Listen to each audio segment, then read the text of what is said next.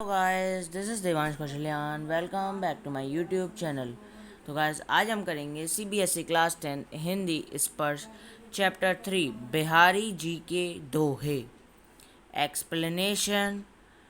So guys, let's begin. हाँ guys, हमारा पहला दोहे है। दोहा मतलब पहला है, सोहत ओढ़े पितु पठु श्याम सलोने गात, मानो नीलमणि शैल पर आतपु परयो प्रभात। सो गाइस, इसका मैं व्याख्या यानी अर्थ बताता हूँ अभी। हाँ गाइस, इसका अर्थ है, इस दोहे में कवि ने श्री कृष्ण के संवाले शरीर की सुंदरता का व्याख्यान किया है। कवि कहते हैं कि श्री कृष्ण के संवाले शरीर पर पीले वस्त्र बहुत अच्छे लग रहे हैं। ऐसा लग रहा है कि जैसे नील मणि पर्वत पर प्रातःकाल की धूप पड़ रही हो। यहाँ पर श्री कृष्ण के संवाले शरीर को नीलमण पर्वत तथा पीले व सूर्य की धूप को कहा गया है। हाँ गाइस, अगर आप इसे सुन भी सकते हैं और आप अगर इसे लिखना चाहें तो आप लिख भी सकते हैं। ठीक है, अब हम अगले दोहे पे चलते हैं। हाँ गाइस, दूसरा दोहा, कहलाने एकांत वसंत आही, मयूर मृग बाघ, जगतु तपोवन सौ कियो दीर्घ धाग निधाग। सो गाइस, इसका अर्थ मैं अभी अर्थ व्याख्या अभी बताता हूँ।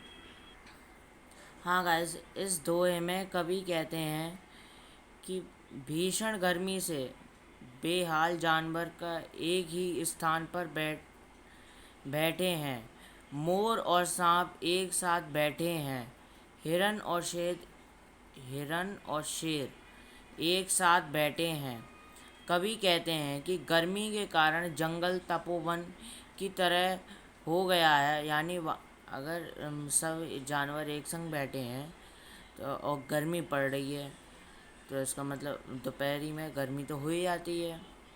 तो हाँ गाइस, जैसे तपोवन से सारे लोग आपसी देश भुलाकर एक साथ रहते हैं, उसी तरह गर्मी से बेहाल ये जानवर भी आपसी देश को भुला एक साथ बैठे हैं। मतलब इस गाय मतलब ये है कि अगर जैसे कोई मुसीबत हो तो सब एक संग जुट जाते हैं। ऐसे ही अगर दोपहरी वर में इसमें बताया है, दोपहरी वर में अगर सभी जानवर एक संग बैठ आए तो वो आपसी देश को बुलाकर एक साल बैठे हैं, अगर गर्मी से बेहाल हो तो। हाँ गाइस, अगले हम दोहे पे चलते हैं। हाँ गाइस, तीसरा दोहा है, बतरस लालच लाल की मुरलीधर लुकाई, सो करे बोहनु हंस, दे दैन कहे नटी जाई। सो गाइस, इसका अर्थ यानी व्याख्या भी बताता हूँ। हाँ गाइस, इसका अर्थ है, इनमें से कभी गोपियों द्वारा श्री कृष्ण की बांसुरी चुराने जाने का वर्णन करते हैं। कवि कहते हैं कि गोपियों ने श्री कृष्ण से बात करने के लालच में उनकी बांसुरी को चुरा लिया है। गोपियाँ कसम भी खाती हैं कि उन्होंने बांसुरी नहीं चुराई, लेकिन बाद में वो घूमकर हंसने लगती हैं और बांसुरी देने से मना कर रही हैं। गाइस, इसका मतलब है कि गोपियों ने श्री कृष्ण जी की बांसुरी चुराई। ठीक है, श्री कृष्ण जी ने कहा कि आप मेरी बांसुरी दे दो, लेकिन वो नहीं दे रही। उन्होंने कसम भी खा ली कि उन्होंने उनकी बांसुरी नहीं चुराई, लेकिन फिर उसके बाद वह हंसने भी लगती हैं, लेकिन उनकी बांसुरी वह नहीं देती। सो गाइस अगले हम अगला दोहा में हम चलते हैं। हाँ गाइस, चौथी साखी है हमारी, कहत नटत रीझत खिंचत मिलत खिलत लजियात भैर भौन में करत है नैनुन ही सब बात। तो गाइस इसका अर्थ मैं अभी आपको बताता हूँ। तो गाइस दोहे में कवि कहते हैं कि नायक और नायिका एक दूसरे से आंखों में बातचीत करते हैं।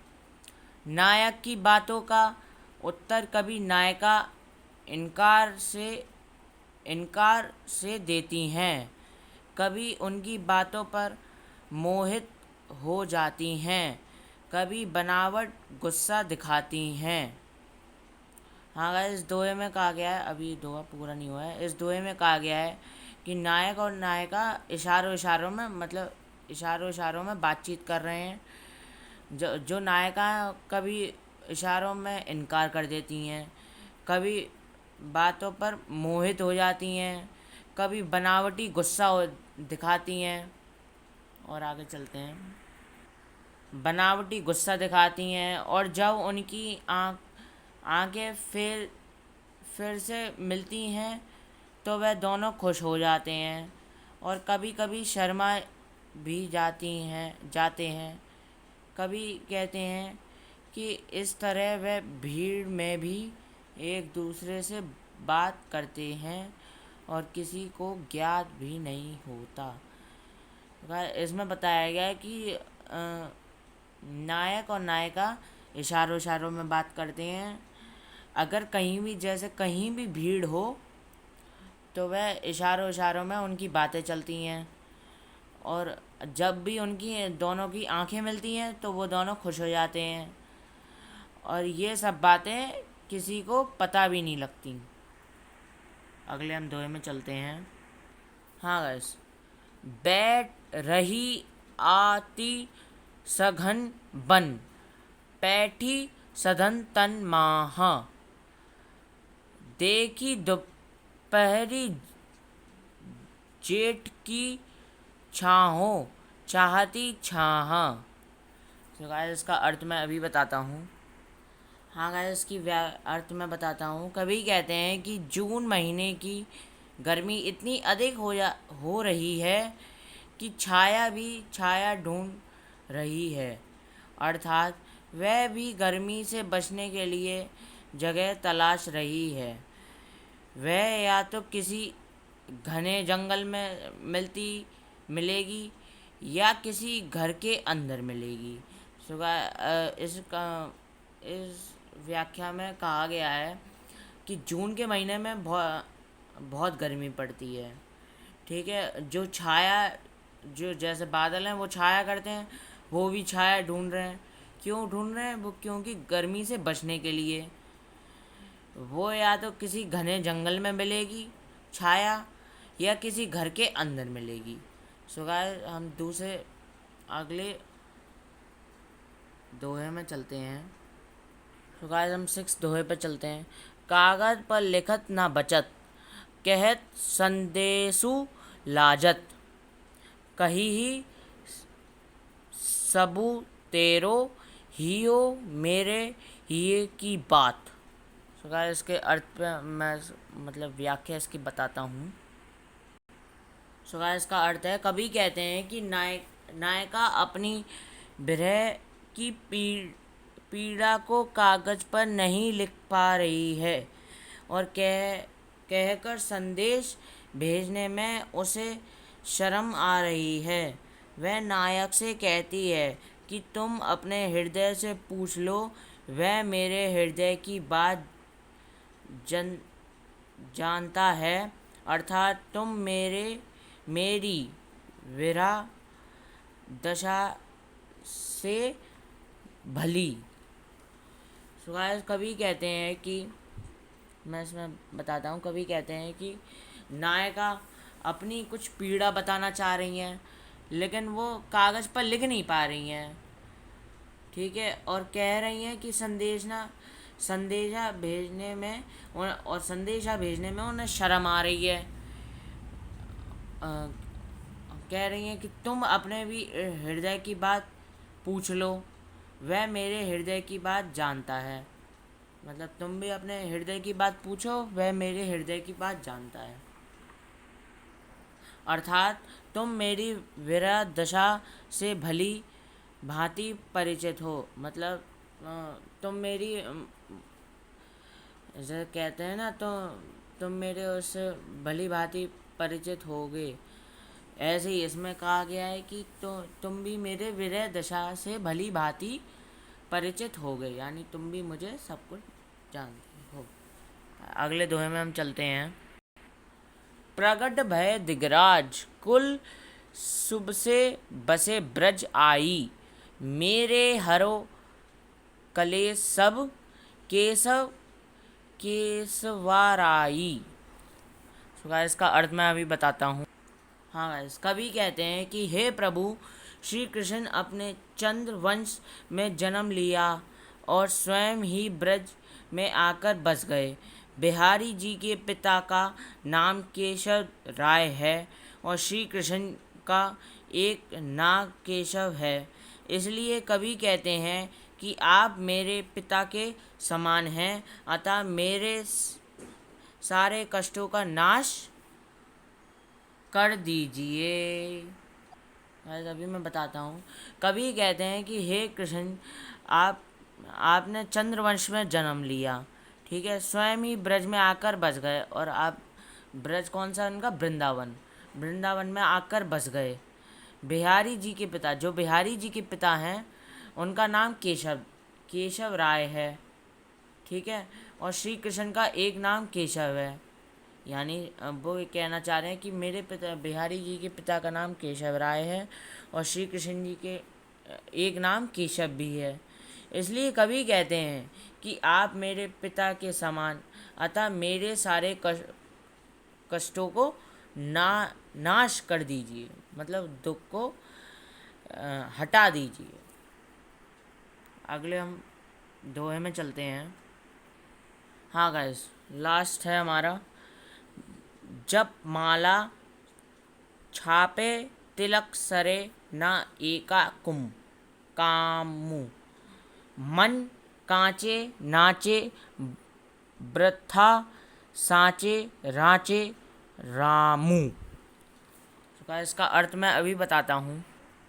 गाइस कवि कहते हैं कि केवल ईश्वर के नाम की माला जपने से, ईश्वर नाम लेने से तथा तिलक करने से ईश्वर भक्ति का कार्य पूरा नहीं होता। यदि मन में ईश्वर के लिए विश्वास ना हो तो उसकी भक्ति में नाचना भी व्यर्थ है। इसकी विपरीत जो सच्चे मन से ईश्वर की भक्ति, अभी आगे चलते हैं गाइस। ईश्वर की भक्ति करते हैं, ईश्वर उन्हीं पर प्रसन्न होते हैं। इस अर्थ में ये कहा गया है कि कवि कहते हैं कि केवल माला जपने से, ईश्वर का नाम लिखने से या तिलक लगाने से ईश्वर की भक्ति का कार्य पूरा नहीं होता। अगर अगर ईश्वर पर विश्वास नहीं हो तो उनकी भक्ति में कभी भी, मतलब उनकी भक्ति फिर कभी मत करो। इसके विपरीत, यानी इसके अलावा जो सच्चे मन से भक्ति करता है उससे ईश्वर प्रसन्न होते हैं। सो गाइस, ये है हमारे बिहारी जी के दोहे। अगर आपको ये वीडियो अच्छा लगता हो तो प्लीज़ ज़्यादा से ज़्यादा लाइक, ज़्यादा से ज़्यादा शेयर, ज़्यादा से ज़्यादा सब्सक्राइब करें चैनल को, और बगल में जो बेल आइकन का बटन है उसे ज़रूर दबाएं ताकि आपको नोटिफिकेशन मिलती रहे। और अगर इस वीडियो में कोई भी शिकायत हो तो कमेंट बॉक्स में ज़रूर बताएं। इस वीडियो को आप सुन भी सकते हैं और इसके दो फ़ायदे हैं। इस वीडियो को आप सुन भी सकते हैं और अगर इससे आप लिखना चाहें तो आप लिख भी सकते हैं। So guys, thank you.